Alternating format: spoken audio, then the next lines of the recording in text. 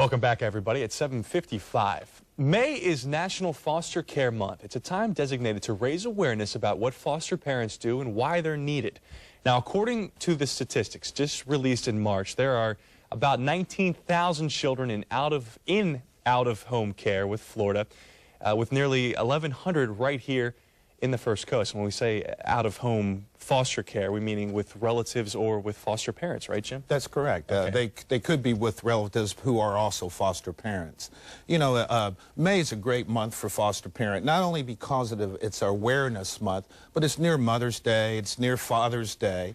And kids who go into foster care are children who, for whatever reason, are not able to stay with their parents, and the court gets involved. Traditionally, typically, children are removed because of abuse, and typically, probably one of the most prevalent cases is parental drug abuse. And a foster parent can be, or a foster home can be an excellent place for a child to get a good start and be put back on the right track and see good family dynamics. You are always looking for potential foster parents. There's never a time where you're, well, we've had enough right now. You're always looking for candidates, is that right? That's correct. Partly because foster parents, it's not a lifetime obligation. Some foster parents might be short-term. They might help a child only for about a 6-month period. Other foster parents might be engaged in a child for years to come. As I mentioned to you, there are some foster parents who have maybe in 20 years have had 100 kids. So you're constantly looking, and you don't have to be married. You might be a single parent. You have to be able to have the right temperament, of course, to be able to take care of children.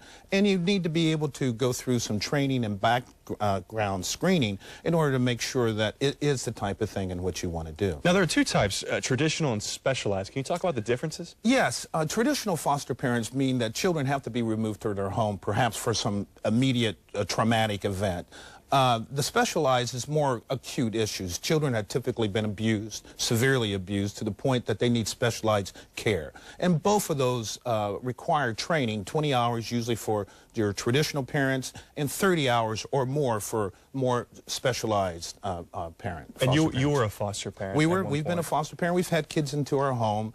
And again, that's one of the things, too, that people need to be aware of. You become part of a team. So you'll have several people who will be involved with that child's life. Perhaps their caseworker, perhaps their social worker, perhaps another agency. So it's important to know that you will have some invasion, but you're really doing a great thing for a child. What did you get out of it personally? How did it change how did it affect your life? Well, it affects your family because of the fact that they think they're doing something very well. I tell this often to people who have had foreign exchange students. You not only are doing a great thing for this foster child, but you're doing a great thing for yourself and for your family, and you kind of feel that. And there's many supports. There's stipends that foster parents get. They're not responsible for any of the medical care for the children. That's being taken care of by somebody else. And there are other subsidies. And if it's a more specialized case, of course, there's some more compensation that could come with that. Real quick, if somebody's at home watching this and they think, well, I may be able to do this, what's the question they need to ask themselves if they're qualified? Do they have the right temperament? Do they have the time to devote to the child and to go through the hours of training?